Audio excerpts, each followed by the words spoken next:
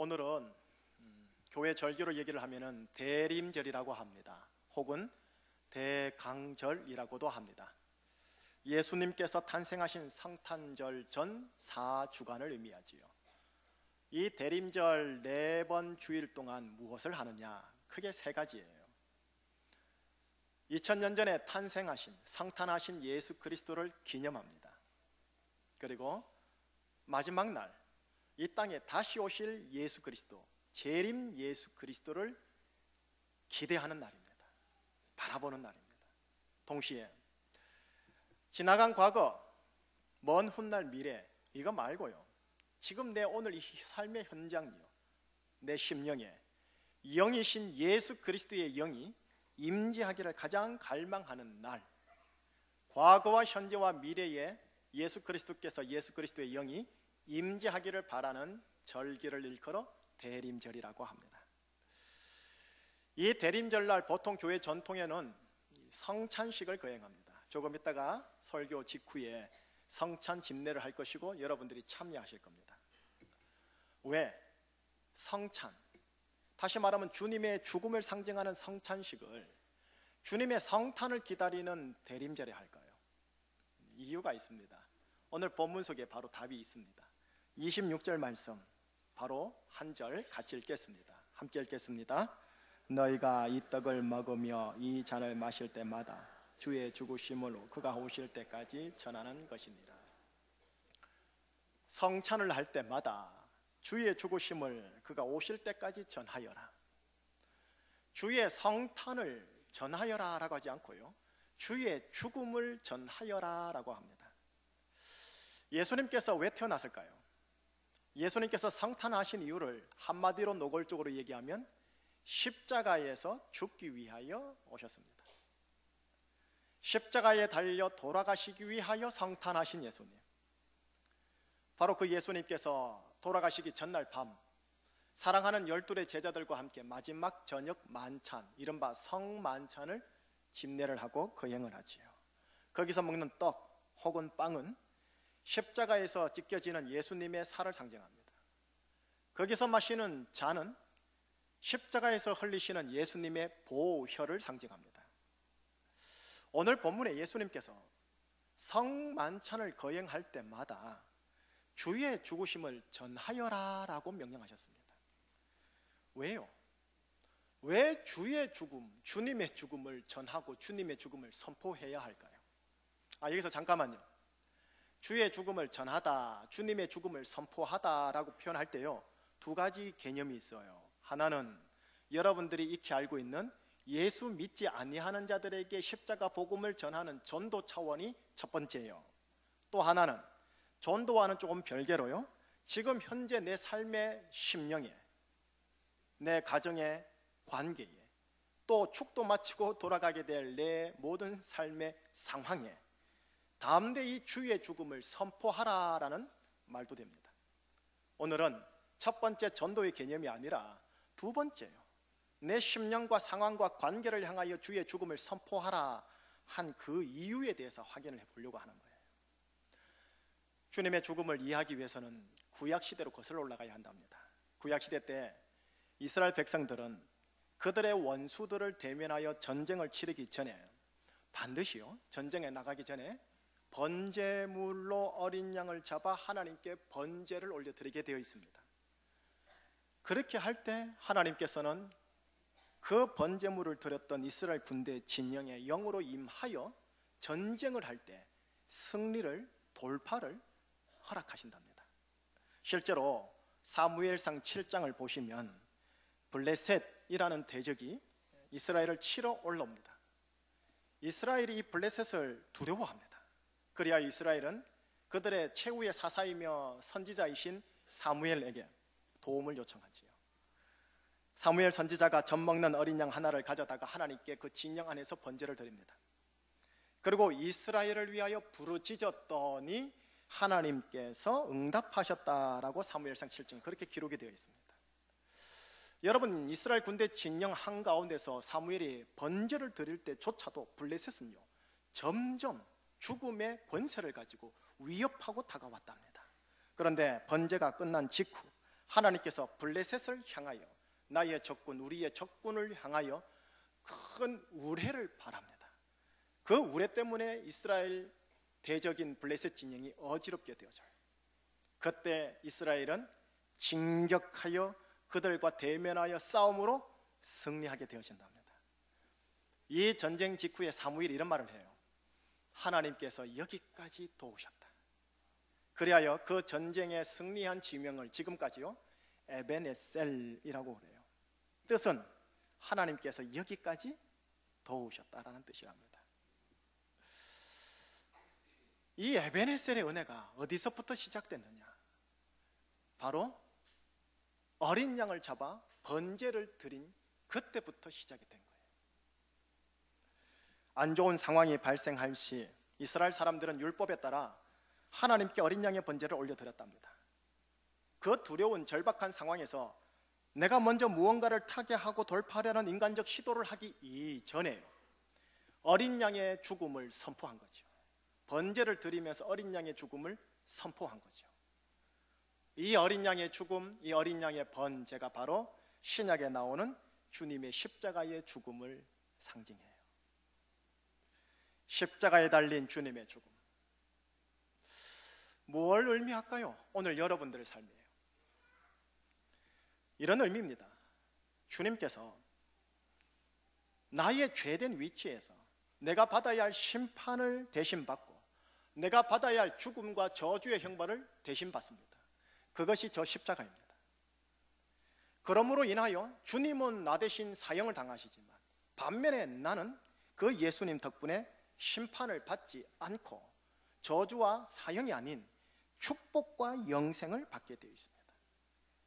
다시 말해 주님은 나 대신 죽고 나는 주님 대신 살게 되는 것, 그것이 바로 십자가에 달린 주님의 죽음이랍니다.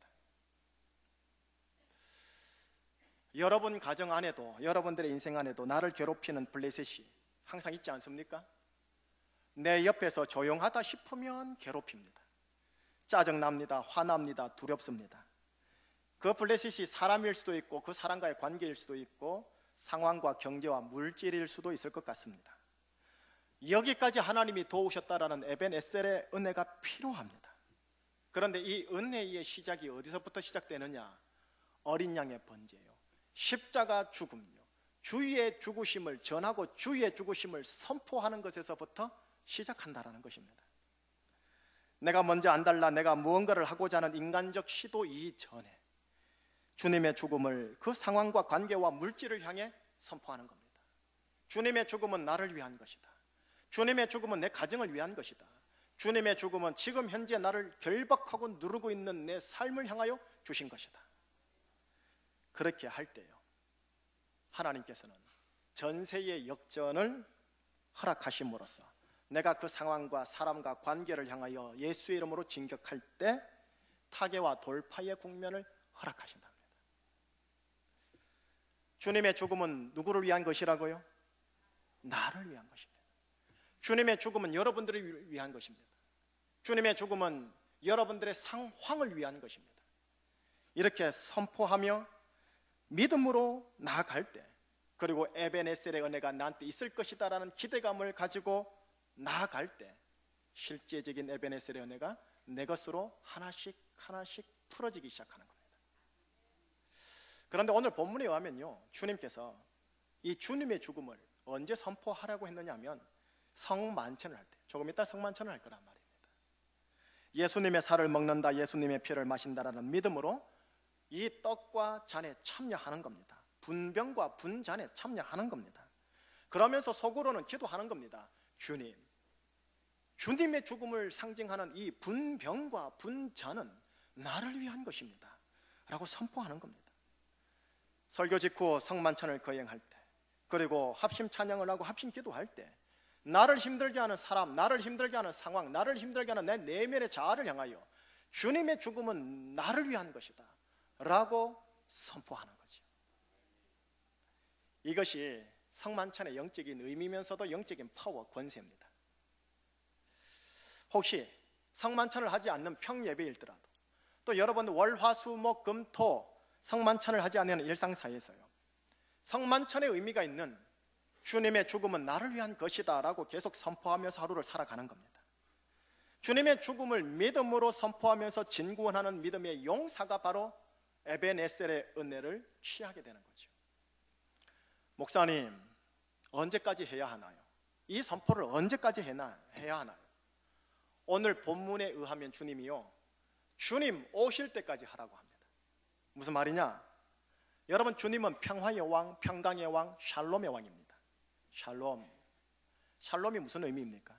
내적인 평안만을 의미하지 않습니다. 여러분, 내적인 평안은 물론이거니와 부부의 관계적 평안, 자녀와의 평안, 양가 어른들과의 평안, 또한 내 육체적 질병, 여기 아파서 힘드신 분 계시잖아요.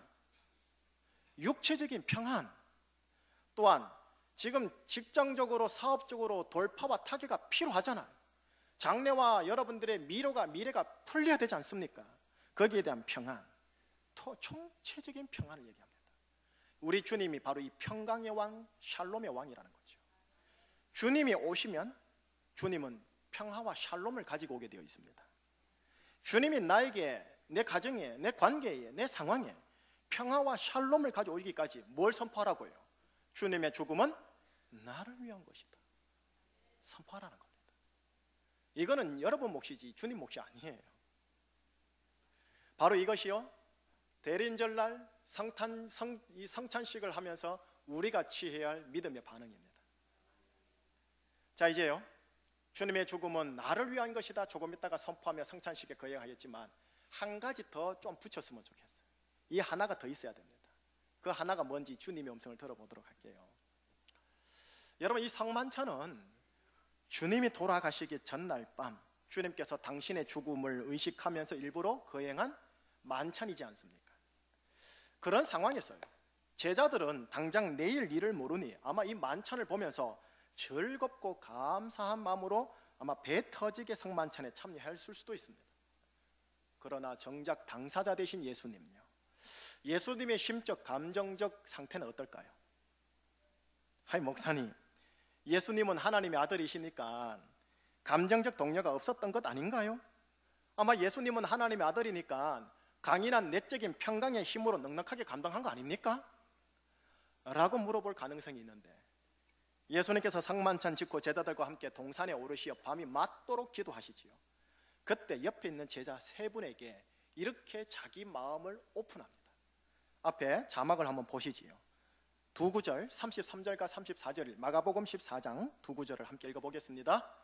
베드로와 야고보와 요한을 데리고 가실새 심히 놀라시며 슬퍼하사 말씀하시되 내 마음이 심히 고민하여 죽게 되었으니 너희는 여기 머물러 깨어있으라 하시더라. 여러분, 주님의 육성을 한번 들어보세요. 내가 내 마음이 심히 고민하여 죽게 되었다. 이거 한국식 표현이에요. 코리안 스타일이에요.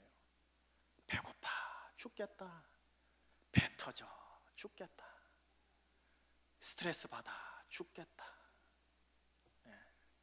우리 주님의 정서적 연약함의 첫 오픈인 겁니다.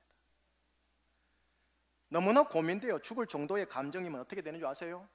만찬을 지금 버렸다 했죠. 밥을 먹으면 밥이 넘어갑니까? 가슴에 턱 걸려서 안 넘어가는 경우 여러분들 인생사 속에서 경험해 보시지 않았습니까?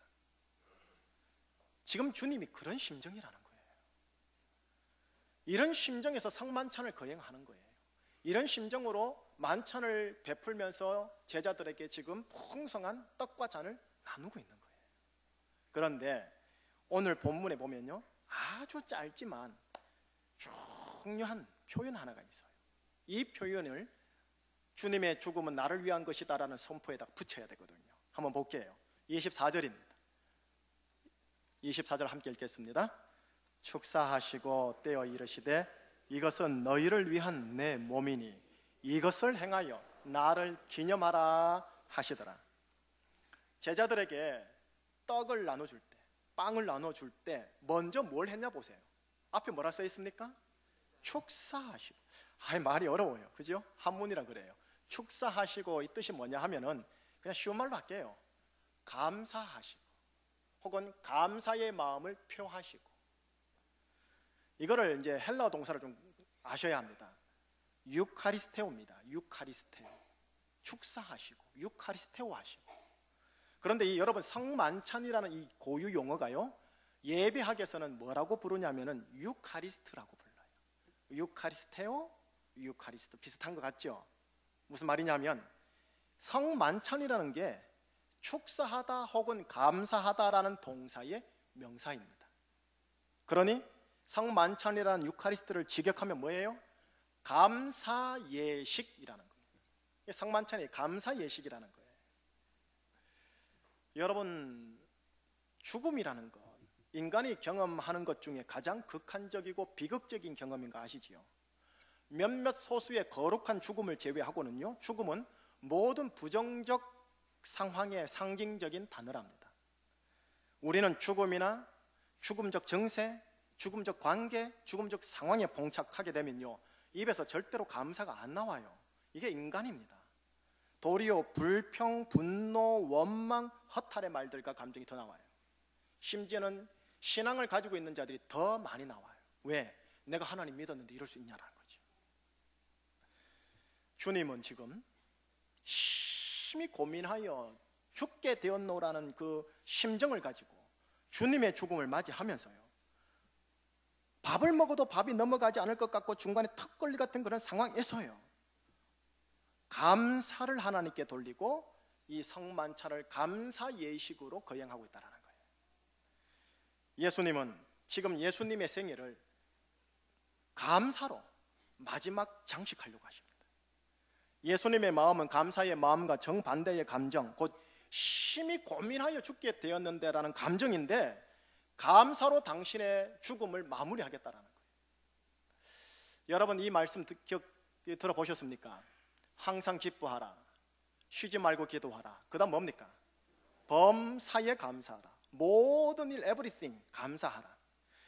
이는 그리스도 예수 안에서 너를 향한 아버지의 뜻입니다. 왜 모든 일에 범사에 감사하는 것이 나를 향한 아버지의 뜻일까요?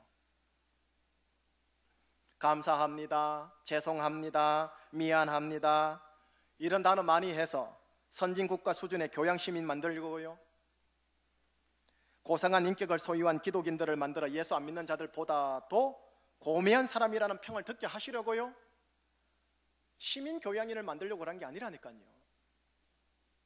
우리가 가지고 있는 문제와 부정적 상황에 종교적으로 억지로 감사라는 말이 아니에요. 그것은 결코 감사의 조건이 될 수가 없어요. 주님이 주님의 죽음을 준비하는 성만찬에 감사하는 이유는 이 주님의 죽음이요, 결국 여러분들과 여러분 가정과 자녀들 모든 이들의 생명을 보장하는 하나님의 은혜를 가져오기 때문에 감사하는 겁니다. 비록 주님 당사자는 죽음의 극한 상황 가운데 내 마음이 심히 고민하여 죽게 되었으니 라는 위치이지만, 이 주님 당사자의 죽음이 다른 이들에게 생명을 주시는 하나님의 은혜의 비밀 열쇠가 되는 것을 알기에 이로 인하여 믿음으로 감사하는 거예요.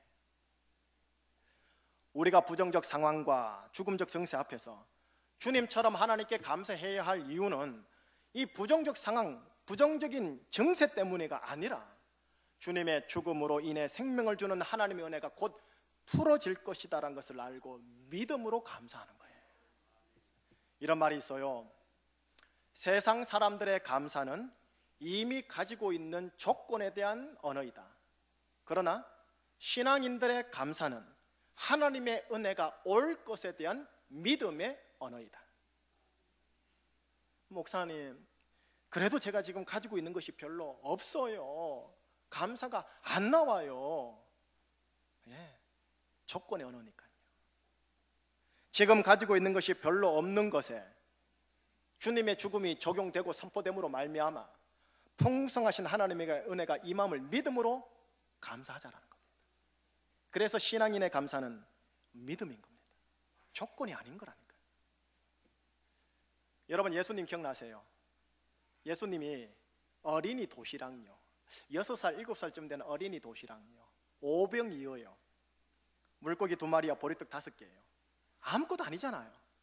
이거를 가지고 하나님께 먼저 들고 축사, 감사를 합니다. 그리고 나서 앞에 있는 백성들에게 나눠줍니다. 보잘것없는 오병이어의 풍성하신 하나님 은혜가 임할 것을 믿음으로 아신 예수님은 지극히 작은 것에 오병이어에 먼저 축사 감사하시고 난 후 믿음으로 나눠주는 실천을 행했더니 그랬더니 기적이 나더라는 겁니다. 여러분, 저와 여러분들은 조건의 언어를 얘기하고자 부름받은 게 아니라 믿음의 언어를 얘기하고자 부름받은 존재들이랍니다. 하나님의 풍성한 은혜, 예수 그리스도의 은혜가 올 것에 대한 믿음으로 저와 함께 감사해 보시지 않으시겠습니까? 고민하여 죽을 것 같은 상황, 밥이 넘어가지 않는 체할 것 같은 상황에 믿음의 언어인 감사를 먼저 그리고 계속적으로 올리지 않겠습니까? 이것이 대림절을 맞이하여 우리가 취해야 할 믿음의 반응입니다. 결론 지을게요. 이 두 가지를 종합 정리하시면 됩니다. 감사함으로 믿음으로 풀어질 것을 믿고 주님의 죽음을 선포하는 겁니다. 이 자리 성찬식 때 해야 됩니다만 축도하고 나서 집에 가셨어요. 주님의 죽으심이 적용되어지고 주님의 죽으심이 필요한 곳에서요, 믿음으로 감사함으로 주님의 죽음을 선포하는 겁니다. 주님의 죽음은 제 남편 것입니다. 주님의 죽음은 제 아내 것입니다. 주님의 죽음은 나의 지금 흉악의 결박 것입니다. 주님의 죽음은 내 가정의 상황 것입니다. 언제까지요? 평강의 주님이 오실 때까지요. 평강을 가지고 올 때까지요. 십자가에 달린 주님, 성탄하신 예수님은 십자가에 달리기 위하여 오셨기 때문에 성탄절과 대림절도 십자가를 지향하게 되어 있습니다. 십자가에 달린 주님의 죽음이 여러분들 모든 영생과 은혜의 복의 근원입니다. 주님의 죽음은 나를 위한 것이다. 이 믿음의 선포와 더불어 저와 함께 믿음으로 감사를 붙여가지고 감사함으로 주님의 죽음은 나의 것이다, 이 고백으로 에베네셀의 은혜를 경험하시기를 주의 이름으로 축원합니다.